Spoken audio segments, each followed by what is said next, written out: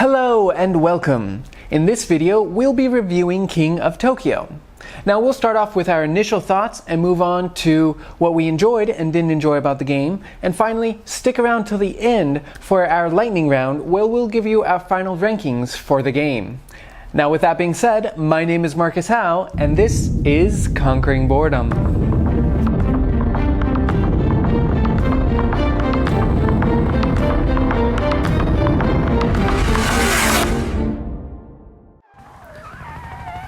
What were your initial thoughts of the game? It looked like a lot of fun. I mean, you've got giant monsters all attacking each other, and then you get to roll a lot of dice, and so that can always be fun in games.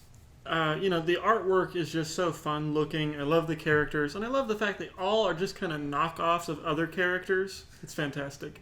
The front of the box had Godzilla on it. I was down. I didn't even care. How hard was it to learn, understand, play? Learning the game is super simple. Mastering the strategies, totally different ball game, but still fun. For me, it really wasn't hard. To learn, it's pretty quick. Especially if you're toward the end of the rotation, you can see really quickly catch on. To play, it's pretty brutal. I got knocked out in just a few rounds. So this is definitely a very easy game to pick up and learn, and it's definitely one I teach newer players. So it's very easy to approach, but it can get a little bit more complicated, especially with some of the strategies and some of the nuances. Because you tell people it's like Yahtzee, but it's different than Yahtzee. So it's a little bit different, a little bit harder to pick up. What aspects of the game did you enjoy? Kicking the crap out of other people's monsters. It's very satisfying. I like the feeling of, in other times I played this game, kind of like secretly knowing that you're playing a different game than everybody else, and like if they don't pay attention to you, you're gonna win before anybody notices. I like that aspect. I love the constantly shifting alliances.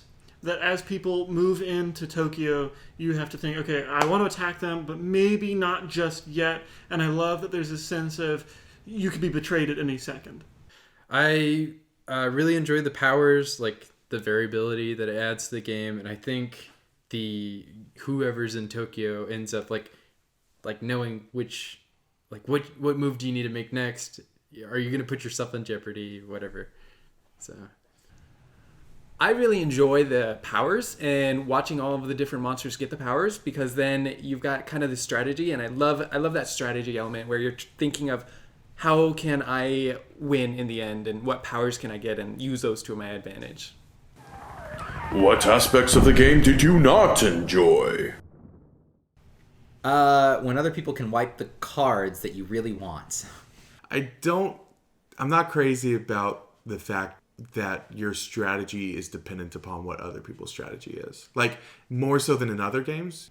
I feel it may be a little too luck heavy, as we saw in this game, and maybe it's just me being a little bit bitter. I just could not get those hearts that I needed. I got out. I was out pretty early in the game, and so I pretty much sat around and just watched, which is it's fun, but it's also a little boring.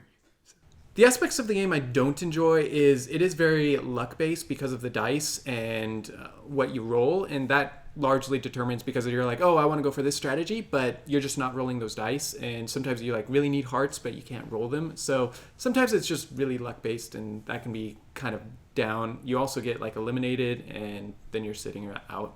So. What was your most memorable experience of the game? I think the most memorable experience that I've ever had playing this game was when we actually had a lot of power-up cards. Like, everybody had a bunch of power-up cards, and there were people that had acid-spitting things, there were people that had shrink rays, there were other people that had the extra head, and it was just there were so many different dynamics going on with each of the monsters. It was tons of fun. I think I lost that game, but it was still fun either way. Just the fact that there were so many different aspects going, it was great. My most memorable experience was one time. It was one of the first times that I played it, where it was one of those where everybody was kind of going for damage, not going super hard on victory points. And I just kept doing it. And it was one of those where they just weren't paying attention to what I was doing.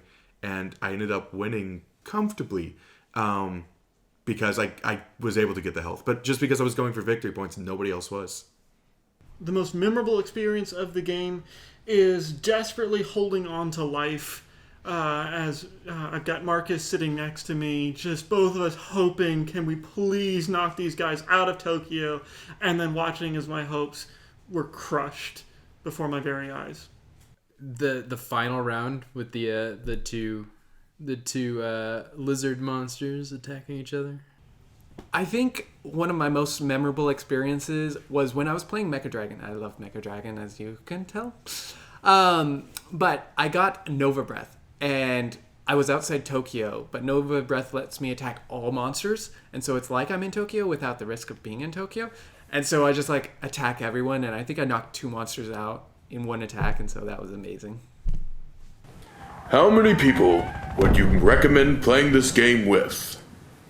I would say that you could get away with 2 people, because I've played it with 2 people before, but you just run with multiple monsters. So I would say 4 is usually a pretty good amount. This is another one where I would say more the merrier. If you can get up to 6 people, I think that's as many as you can play with this version. That's ideal. I would definitely say the more the merrier. If you can get up to 6 people in this game, do it, because it gets more and more complex with the more people you add. I would recommend playing this game with at least 4, because anything less than that, I feel like the strategy is not really there. Especially with 2, it's just whoever's in Tokyo first kind of gets more points. But when you have 4 as a minimum, then you've got a lot of things going on and things you have to pay attention to. But if you can get 6, I definitely recommend it, because that's when a lot of strategy and a lot of things are moving around, and you're trying to figure out who to attack and who to team up with, and try and convince other monsters to kick the other ones out of Tokyo. So it's a lot of fun with 6. If you played again, how would you change your strategy? I did notice I made a couple of mistakes by not risking a board wipe at one point, and then also not yielding Tokyo early enough. To be able to get a little health every once in a while is really important. And so I think I probably would have done that. I would more quickly abandon the victory point strategy when I'm failing to roll any hearts. I would have definitely invested a little bit more in health up front. I took some damage early on, and I just didn't adapt to that as quickly as I should have. I would definitely use the power cards that I buy. If I played again, I would remember what the discard immediately cards that you had to discard them immediately. Now finally, a lightning round. Rank these categories out of 5. Complexity. 3. 2. 2. 2.5. 2 out of 5. Quality of components. 4. 4.5. I would say 5. 4. 4 out of 5. Enjoyment. 4.5. 3.5. 3.5. 3.5. 4 out of 5. Engagement. 4. 2.5. 3. 4. 5 out of 5. And your overall. 4. 3.5. 3.5 out of 5 Marcus heads. 3. 4 out of 5 Marcus heads. There you have it. That was our review of King of Tokyo. Now I hope you enjoyed this video. If you did, then please consider subscribing and hitting that notification bell, because we'll be releasing a lot more videos like this one, as well as our how to plays. Now, if you would like to buy this game, you could find a link down in the description below. Also, if there is a game you would like us to review, let us know down in the comment section. But until next time, keep conquering. 3. Marcus heads. 3. Marcus heads. 3. Marcus heads. 3. Marcus heads. 3. Marcus heads. 3. Marcus heads. 3. Now that all of that needs to stay in, though, is what has to happen.